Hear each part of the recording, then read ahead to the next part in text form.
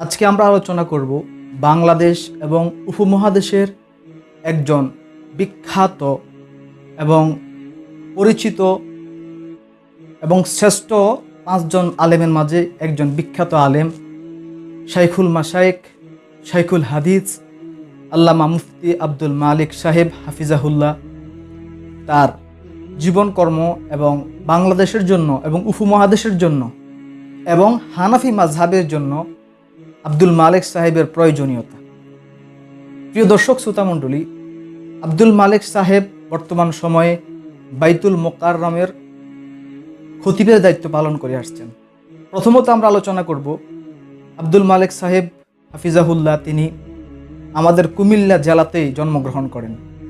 শিক্ষা গ্রহণ করার জন্য তিনি পাকিস্তানে যান, ভারতে যান এবং আরব দেশগুলোতে যান শিক্ষা গ্রহণ করার জন্য।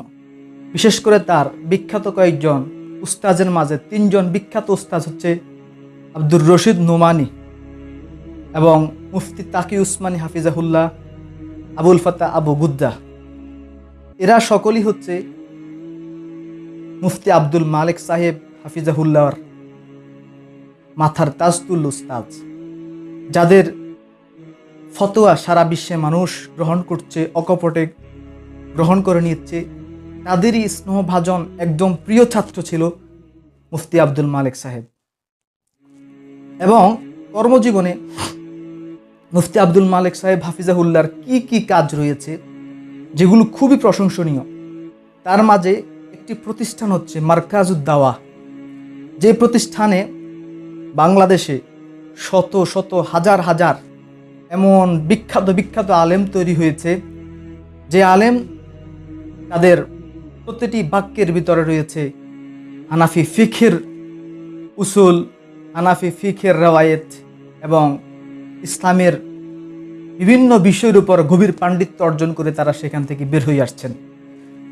আব্দুল মালিক সাহেব হাফিজাহুল্লাহ তার অনবদ্য কিছু গ্রন্থ রয়েছে, আল মাদখালু ইলা উলুমিল হাদিস, এছাড়া মাভাইসুফি উলুমিল হাদিসের ব্যাখ্যায় কিছু কিতাব তার রয়েছে।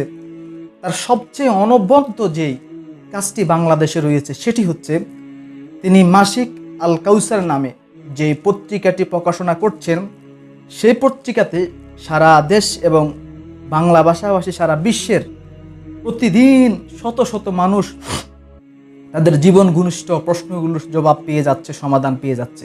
এই কাজটি মুফতি আব্দুল মালিক সাহেব হাফিজাহুল্লাহকে সারা দেশে এবং সারা বিশ্বে খুবই প্রসিদ্ধতার সাথে পরিচিত করে দিয়েছে।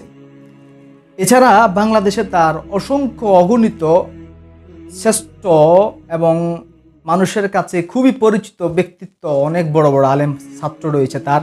মুফতি আব্দুল মালিক সাহেবকে কেন আমাদের বাংলাদেশের জন্য প্রয়োজন? এক নম্বর হচ্ছে বর্তমানের প্রায় 60-এর কাছাকাছি এই বয়সের একজন আলেম বাংলাদেশের মুরব্বী শ্রেণীর জন্য খুবই গুরুত্বপূর্ণ।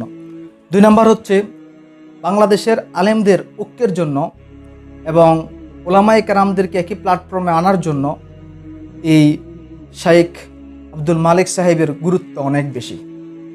এছাড়া হানাফি ফিকহের ধারক বাহকের জন্য, হানাফি ফিককে নিয়ে বাংলাদেশে এখন খুব গভীর ষড়যন্ত্র চলছে, সেই ষড়যন্ত্রকে রুখে দেওয়ার জন্য আব্দুল মালিক সাহেব হাফিজাহুল্লাহকে খুবই প্রয়োজন।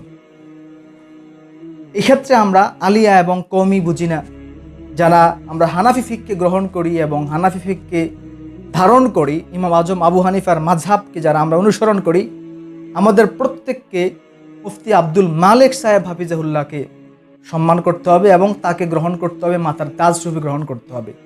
আমাদের এক্ষেত্রে হীনমন্যতা দেখালো হবে না। আমরা তো আলিয়াতে পড়ছি, আমরা তো মিলাদ কিয়াম করছি, আমরা তো জানাজার পরে হাত তুলে মোনাজাত করছি। এই সমস্ত ছোটোখাটো ইখতিলাফি মাসালার কারণে যদি আপনি আব্দুল মালিক সাহেব হাফিজাহুল্লাহর মতো মহান ব্যক্তিত্বকে ছোট করেন, খাটো করেন, তাহলে এটা আপনার নিজের জন্য এবং আপনার মাযহাবের জন্য এবং আপনার মাসলাকের জন্য এবং সর্বোপরি ইসলাম ধর্মের জন্য খুবই খারাপ একটি কাজ বলে বিবেচিত হবে। সেজন্য আব্দুল মালিক সাহেব তিনি বাইতুল মোকাররমের খতিবের দায়িত্ব পালন করে আসছেন, তাকে নিয়ে কোনো রকম ষড়যন্ত্র করা সেটা মানা হবে না এবং মানতে দেওয়া হবে না। আমরা চাই আমৃত্যু আব্দুল মালিক সাহেব বাইতুল মোকাররমের খেতাবতের পালন করে যান, সেটাই আমরা প্রত্যাশা করি। সকলে ভালো থাকবেন। আসসালামু আলাইকুম ওয়া রাহমাতুল্লাহি ওয়া বারাকাতুহু।